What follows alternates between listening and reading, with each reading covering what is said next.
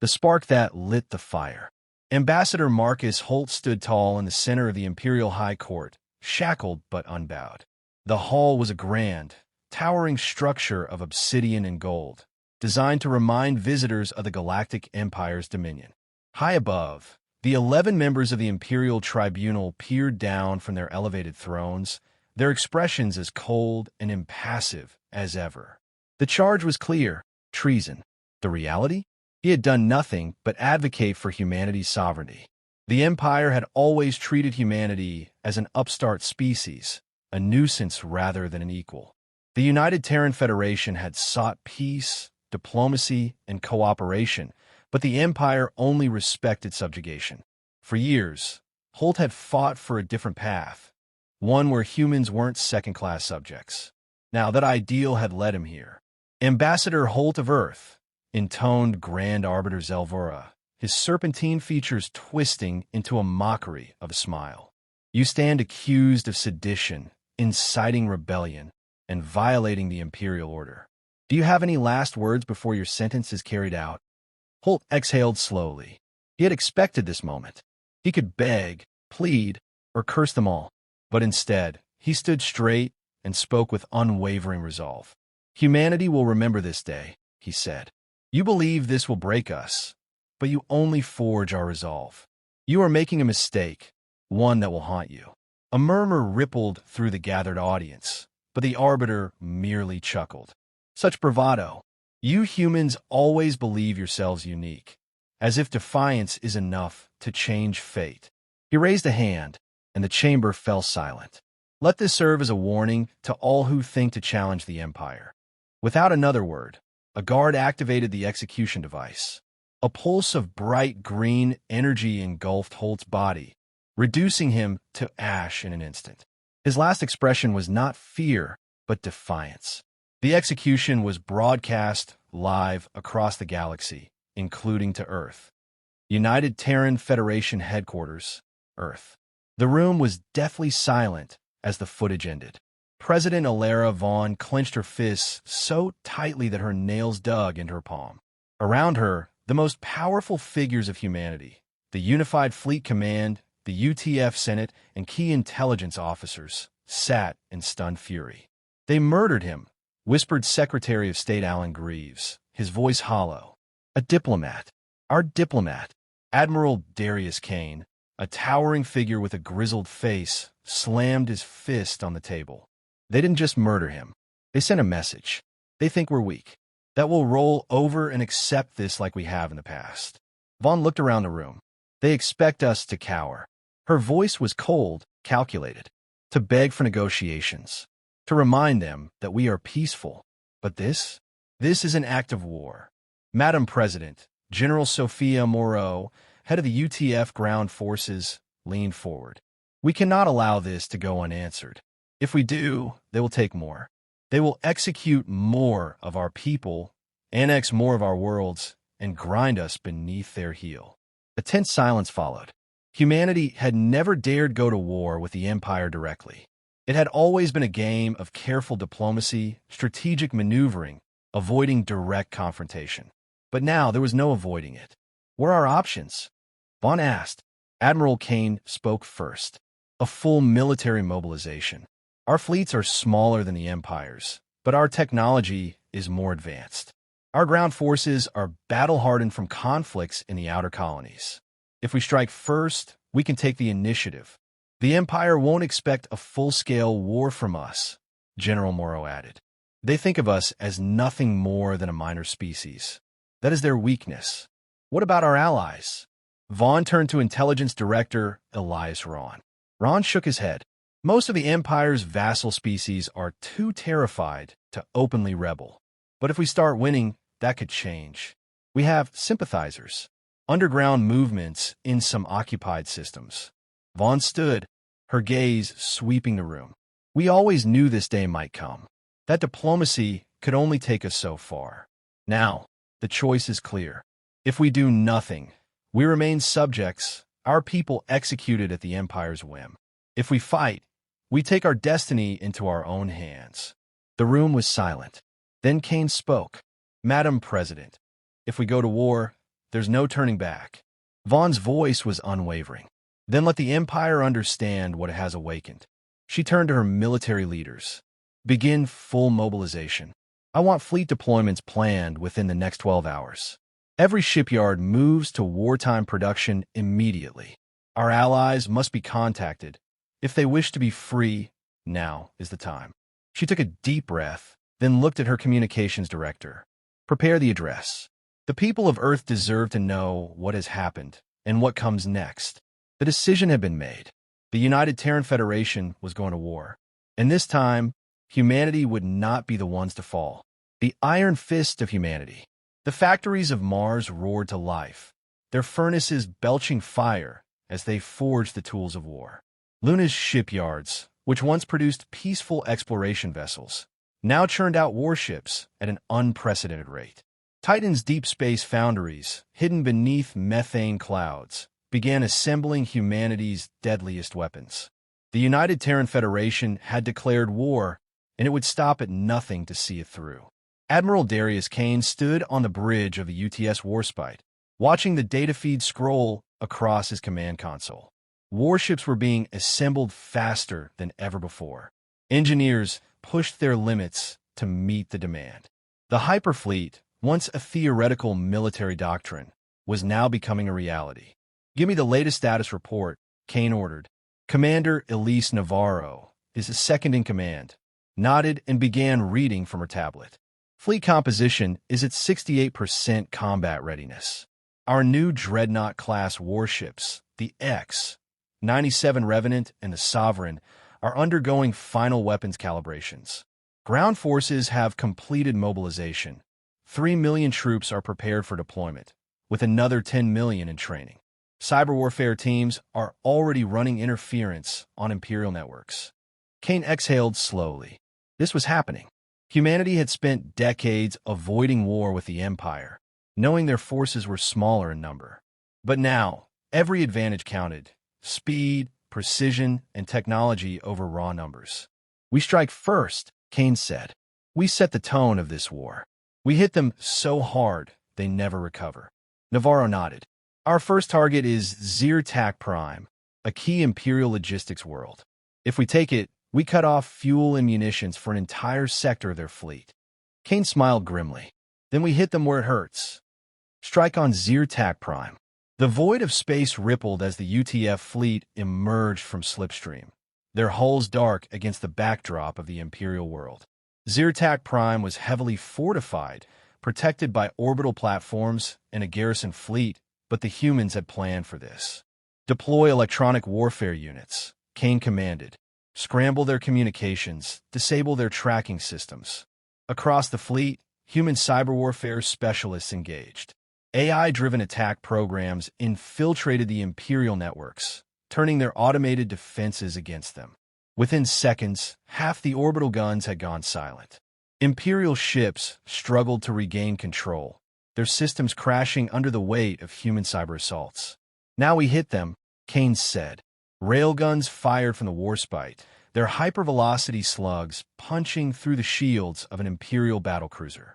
Human ships moved like predators, fast, coordinated, exploiting every weakness. The X-97 Revenant, equipped with advanced stealth technology, weaved through enemy lines, delivering precision strikes that tore apart Imperial formations. Imperial command panicked. Their fleet had never encountered human warfare at this level. They had expected a ragtag resistance, not a coordinated, calculated slaughter. On the surface, thousands of human Marines dropped from orbit, deploying in mechanized armor suits. The Imperial defenders, unprepared for a direct assault, fell back. Human soldiers moved with relentless efficiency, cutting through enemy strongholds with rail assault rifles and plasma grenades. Within hours, Zirtac Prime was under human control. The Empire had lost a crucial supply world. The Empire's reaction. Aboard the Imperial dreadnought Eternal Dominion, Grand Admiral Zalroth watched in disbelief as reports flooded in. Zirtac Prime had fallen. This is impossible, he snarled, his claws tightening around the edges of his command throne. They are humans.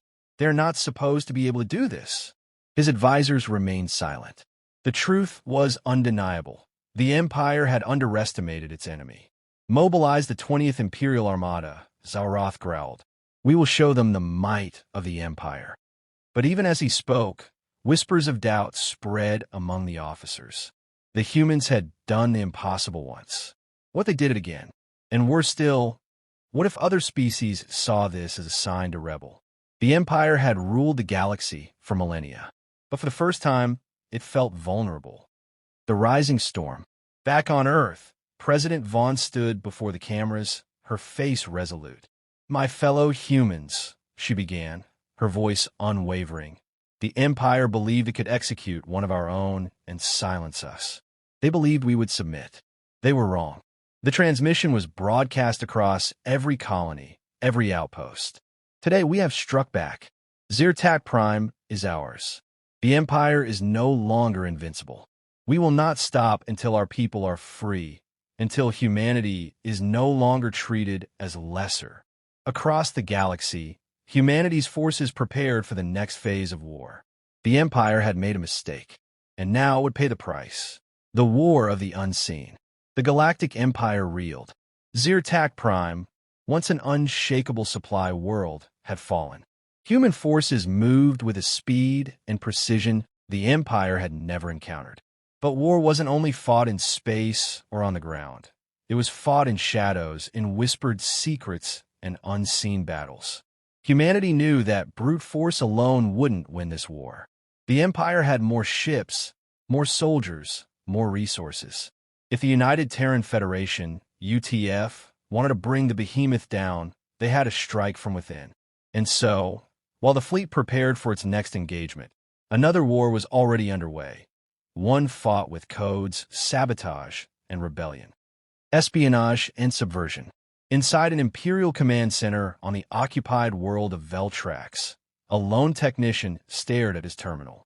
His screen flickered, numbers shifting in erratic patterns. He frowned. Something's wrong with the system, he muttered. Then, before he could react, the entire defense network crashed. Across the planet, power grids failed. Shield generators flickered and died. Weapons platforms shut down. Panic spread as officers scrambled to restore order. But before they could, an encoded message appeared on every screen. You are not alone. The Empire's grip is breaking. Rise. The message was from the UTF Intelligence Directorate. It had been sent to hundreds of Imperial-controlled worlds, urging the oppressed species to rebel. It came with weapons schematics, encrypted communications protocols, and tactical strategies. The Empire had ruled through fear. But now, fear turned against them. The Battle of Epsilon Eridani. Even as sabotage and rebellion spread, the Empire launched its counterattack. The 20th Imperial Armada, one of the most feared fleets in the galaxy, had been dispatched to crush the humans before they could gain more ground. Admiral Kane stood aboard the UTS Warspite, studying the fleet composition. The enemy outnumbered them 3-1. Navarro, give me fleet status. Commander Elise Navarro's voice was calm despite the tension. Our forces are in position. Sovereign-class dreadnoughts on the flanks. Destroyers running interference. The Revenant is cloaked and ready to disrupt their formations. Kane nodded. They expect a conventional engagement. We won't give them one. The Empire, bound by centuries of predictable warfare, moved in rigid formations. Humanity had no such limitations. Begin the cyber warfare assault, Kane ordered. Across the enemy fleet, Imperial ships flickered as their sensors were blinded. Fire control systems glitched. Targeting arrays scrambled.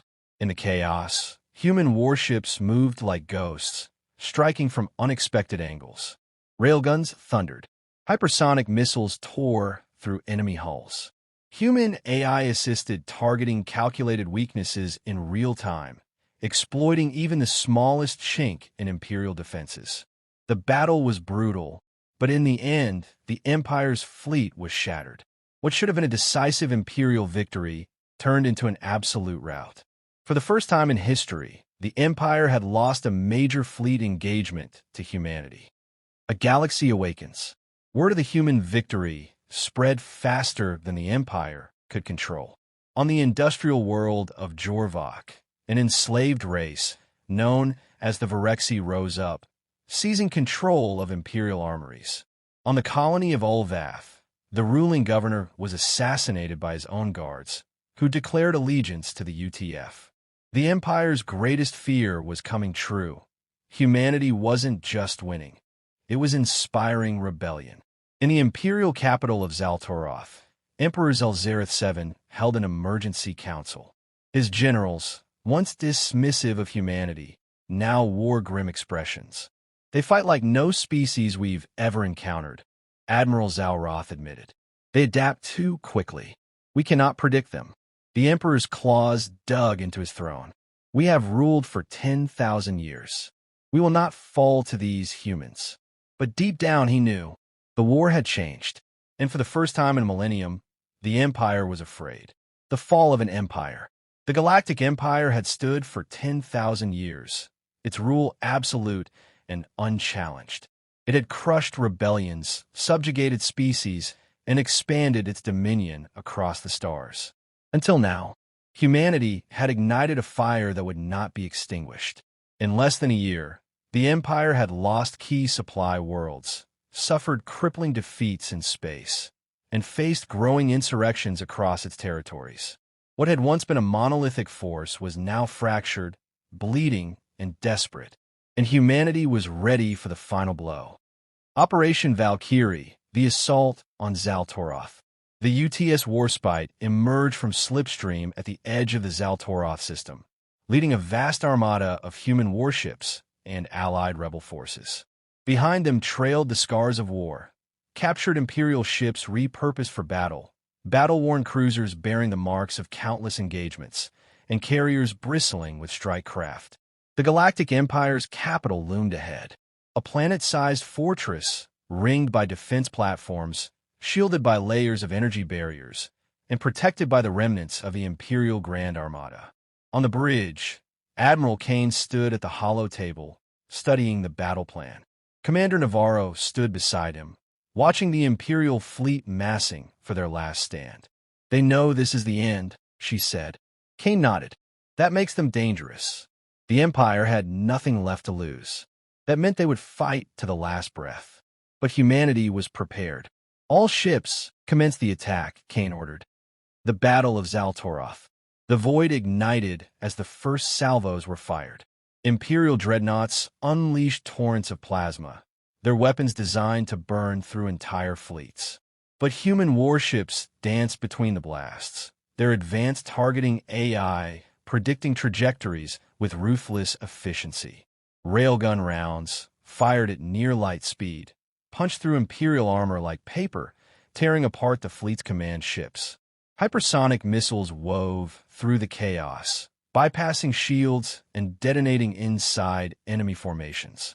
The X-97 Revenant, humanity's stealth warship, disrupted enemy coordination, jamming communications and launching precision strikes against key Imperial assets. On the ground, the UTF Marine Corps landed in force. Human soldiers, equipped with mechanized exosuits and AI-assisted targeting, tore through Imperial Palace defenses. The streets of Zaltoroth burned as rebellion spread. Virexi freedom fighters, Ulvath insurgents, and former Imperial defectors joined the assault. The city fell within hours. At the heart of it all stood the Imperial Palace, the last stronghold of the Old Order. The fall of the Emperor. The throne room of Emperor Zelzereth VII was silent. The once mighty ruler sat in his obsidian throne, surrounded by his elite guard, watching the security feeds as his empire crumbled around him. He had ruled for centuries. He had watched species bow before him, worlds burn at his command. And now, he would watch humanity claim victory. The massive doors burst open. Admiral Kane strode inside, his weapon raised, flanked by a squad of human marines. Behind them, rebel leaders, former vassals of the Empire, stood ready. The Emperor's guards moved to fight. A single rail shot ended them before they could lift their weapons. Kane stepped forward. "It's over." The Emperor's hands tightened around the armrests of his throne. You humans, he spat. You should have submitted. You could have ruled beneath us. Kane's expression was unreadable. We don't kneel. The Emperor's golden eyes flickered with something he had not felt in centuries. Fear. A single shot rang out. The Emperor slumped forward, lifeless. The reign of the Galactic Empire was over. Epilogue. Humanity ascendant. The war was won, but humanity did not seek to replace one tyrant with another. Instead, the Galactic Coalition was formed, a union of newly freed species, each given sovereignty and representation. Earth did not demand tribute. It did not seek an empire of its own. Instead, it ensured that no species would suffer under oppression again. As President Alara Vaughn stood before a united galaxy, she spoke words that would be remembered for generations. We were underestimated. We were oppressed. We were silenced. No more. Today, humanity stands not as conquerors, but as defenders of freedom. The age of the Empire is over. The age of unity begins. Across the stars, the banner of the United Terran Federation flew high. Humanity had risen, and the galaxy would never be the same.